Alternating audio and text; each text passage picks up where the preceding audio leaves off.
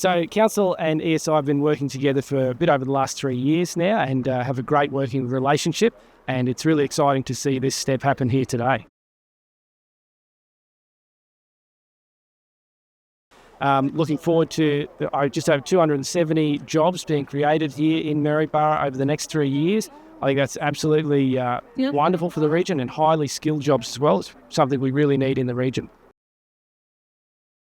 It's been fantastic so far. They've been really easy to work with, a very hard-working team, and it's been really good to see different levels of government and business working together. I think it's really important that we do this to secure the energy needs for our future.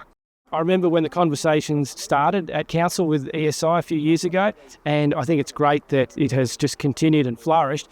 And Council's economic development and the team there have done such a great job with ESI, and I just want to commend them, the staff, on that, what they've done with ESI to be able to get to this point today.